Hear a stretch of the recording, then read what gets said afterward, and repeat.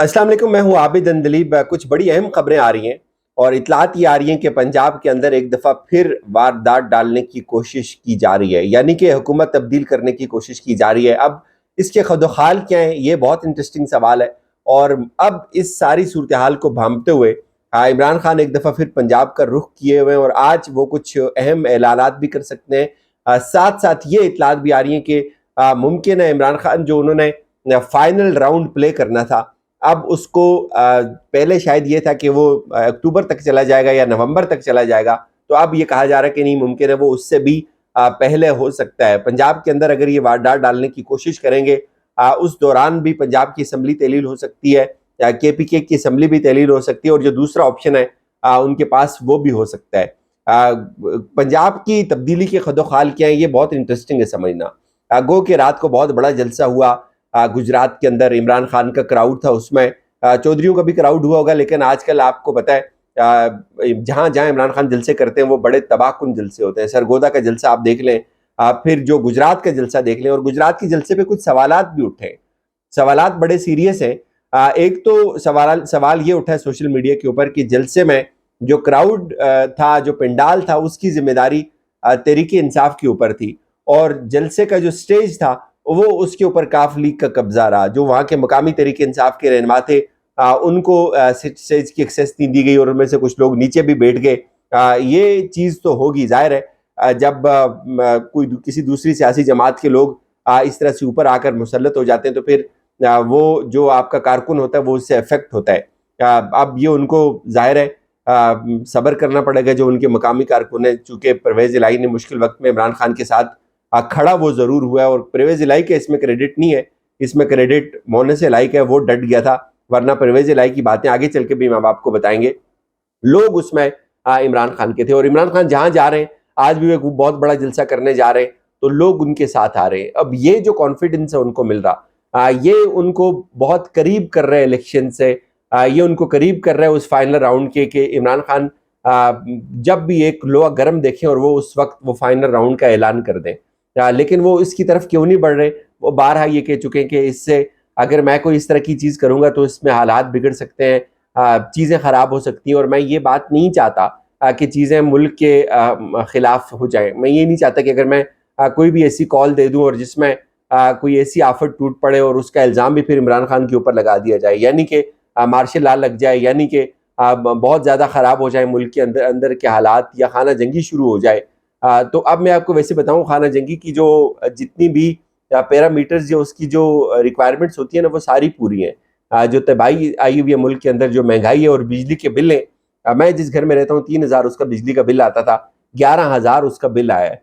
तो ये पूरे पाकिस्तान में बिल ज़्यादा आए हुए हैं। तो लोग सिर्फ ना एक एक इंतज़ार कर रहे हैं एक चिंगारी का, और बहुत बड़ी तबाही भी आ सकती है। हुक्मरानों को इस चीज़ का एहसास नहीं है।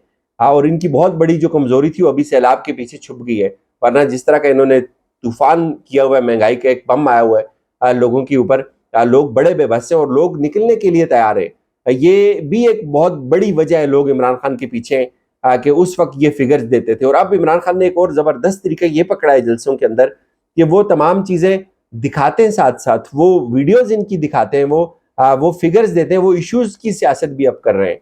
पहले इमरान खान को ये ताना दिया जा रहा था कि इमरान खान बात करते हैं जी सिर्फ साजिशी थीवरी की बात करते हैं, थ्रेट लेटर की बात करते हैं, और वो कंटेंट उनका कोई नहीं है। लेकिन अब वो आप देखें, जिस तरह से आपको फिगर्स बता रहे होते हैं, इशारिये बता रहे होते हैं, और इनकी स्पीचेस बता रहे होते हैं, और इनकी वीडियोस चला रहे होते हैं, तो इससे कौम एजुकेट होती है और उनका कंटेंट जो है वो इश्यूज की तरफ लेके आ रहा है, और वो कौम उनके साथ इश्यूज के ऊपर भी जुड़ रही है। पहले तो ये जरूर था कि वो हकीकी आज़ादी के ऊपर कौम उनके साथ जुड़ी हुई थी। अब लोगों को इश्यूज भी समझ आ रहे हैं कि ये जो इतने तजर्बे के हामिल थे, ये जो इतने बड़े बड़े दावे करते थे कि हमारे पास इतना ज्यादा तजर्बा है, ये जो सुप्रीम कोर्ट में झोलियां फैला के कहते थे कि आप हमें लेके आए और हम इस मुल्क की तकदीर बदल देंगे और हमारी टीम तो तैयार बैठी हुई है, तो इन्होंने क्या तबाही फेर दी। और ये फवाद चौधरी ने भी बड़ा जबरदस्त कहा कि स्टैब्लिशमेंट को भी समझ आ गई, ये तो सारे नकम्मे और नायल निकले। तो ये अब कौम को समझ आ गई हुई है, कौम इनके साथ नहीं है, और यही वजह कि इमरान खान जो है वो दिन ब दिन ज्यादा करीब आ रहे हैं अपने उस फाइनल राउंड की तरफ। एक तो मैंने आपको बताया, अगर ये पंजाब में कोई तब्दीली की कोशिश करेंगे, जो कुछ लोग ये दावा कर रहे हैं कि अब जाहिर है जो हुकूमत है उसने हाथ खड़े कर दिए। मैं वफाकी हुकूमत ये कहती है कि देखिए अगर पंजाब हमारे पास नहीं है तो क्या फ़ायदा है हमें हुकूमत करने का, हमें इसका नुकसान ही उठाना पड़ रहा है। जब हमारे पास हम अपनी मर्जी के फैसले पंजाब के अंदर नहीं कर सकते, हम अपने लोगों को नहीं नवाज सकते। पंजाब में भी वो है, वफाक के अंदर सिर्फ हम बैठे हुए और जो भी इल्ज़ाम आता है, महंगाई का इल्ज़ाम आता है, बेरोज़गारी का इल्ज़ाम आता है, वो सब हमारे ऊपर आता है और बाकी सब जगहों पे इनकी हुकूमत है, इनकी अय्याशी है। तो हम तो इतना बड़ा दाग अपने ऊपर नहीं ले सकते, तो हमें पंजाब भी दिया जाए। तो अब कुछ लोग ये दावा कर रहे हैं कि मुमकिन है पंजाब के अंदर फिर कोई इस तरह की शरारत की जाए। तो ये चीज़ याद रखें कि अगर इस तरह की कोई शरारत हो रही है तो वो उसको पहले ही काउंटर करने के लिए पंजाब असम्बली की तहलील होने का भी ऑप्शन मौजूद है, केपी की असम्बली तहलील होने का ऑप्शन भी है और लॉन्ग मार्च का ऑप्शन भी है। लॉन्ग मार्च का ऑप्शन मुझे इसलिए ज़्यादा नज़र नहीं आ रहा कि अगर इमरान खान ये असम्बलियाँ तहलील कर देते हैं तो ये उनका मकसद बहुत आसानी से हल हो जाएगा। उसके बाद शायद लॉन्ग मार्च की ज़रूरत भी ना रहे। और कुछ लोग ये कह रहे हैं कि पंजाब के अंदर तब्दीली के लिए अब नवाज शरीफ साहब की तरफ देखा जा रहा है, ये सिर्फ ऑप्टिक्स है, बयानियाँ बनाने की कोशिश की जा रही है। वो उनकी कि नवाज शरीफ नहीं मान रहे, मतलब एक गुड कॉप बेड कॉप रखते हैं ना, एक को एक तरफ रखते हैं, दूसरे को दूसरी तरफ। वही होता है जी कि वो महंगाई बहुत ज़्यादा कर दी तो मियाँ साहब उठ के चले गए उस मीटिंग से। तो ये ड्रामे ये बरसों से कर रहे हैं, ये कोई नई बात नहीं है।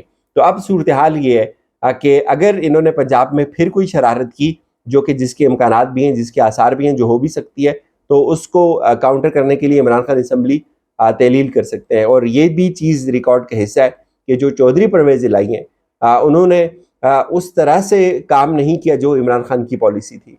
बताया जा रहा है कि तहरीक इंसाफ उनसे ये एक्सपेक्ट कर रही थी कि वो जो 25 मई के लोग थे उनके खिलाफ एक फुल फ्लेज इंक्वायरी होगी, उनको सेक किया जाएगा, तो वो किसी नतीजे के ऊपर नहीं पहुंच रही बात। और भी बहुत सारे इश्यूज हैं।